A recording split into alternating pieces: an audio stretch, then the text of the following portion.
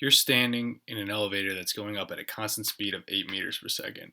Nearing the top floor, the elevator then begins to slow down at a constant rate until coming to rest in 4 seconds.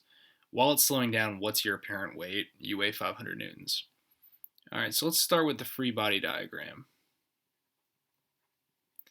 And I am actually going to draw two.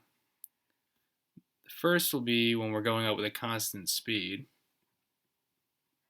And so at constant speed, we know acceleration is zero, and so net force must be zero. We can look at Newton's second law to confirm that. So we think about the forces in the y direction, and we know that we have only weight and normal. So here's weight. And we said that F net will be zero at a constant speed, so they'll be equal in magnitude. Normal. And then now we're going to do slowing down.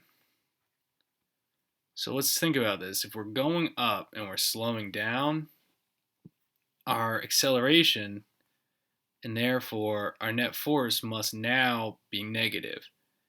But we know our weight is not going to change because weight is just equal to mg. So we're not gaining any mass and we're still near the surface of the earth, so g is going to be the same.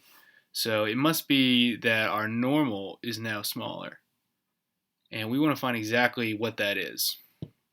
So now let's draw our motion diagram.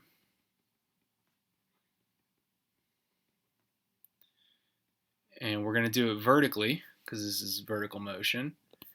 And we'll start down here and we'll do, okay, we're moving at a constant speed. And then now we're going to start slowing down. All right, so we started slowing down here, and so this in fact is going to be t equals 0. Because we see that we come to a rest 4 seconds after we begin to slow down. So t here, this will be t final, it's going to be 4 seconds.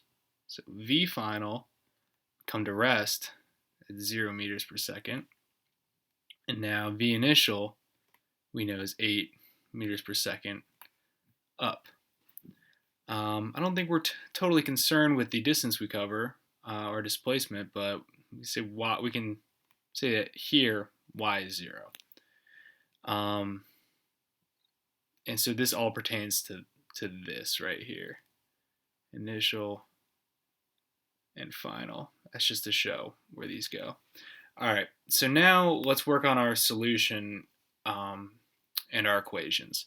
So if we want to find our net force, we might be able to do that with our mass and our acceleration. So let's see, our mass we can find because we know weight and we know g. So we can say that our mass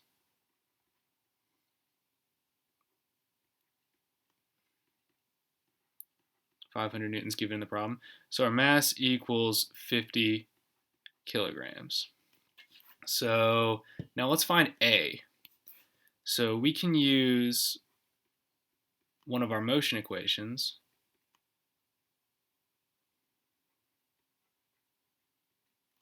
and use what we know to find our A. So V final is 0 meters per second.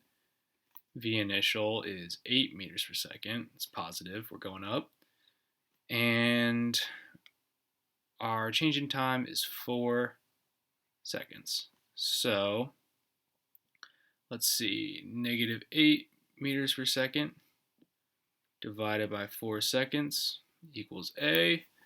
And so A equals negative 2 meters per second squared. And that makes sense because we know we're going up and slowing down. So again, our acceleration must be negative. So how can we use that to find our normal force? So we can use this equation and we'll see, so it's F net equals mass, which we found, 50 kilograms, times acceleration, which we found, negative 2 meters per second squared. And so we see that our F net is negative 100 newtons. Okay, and then now we know that F net equals the sum of the forces, in this case in the y direction.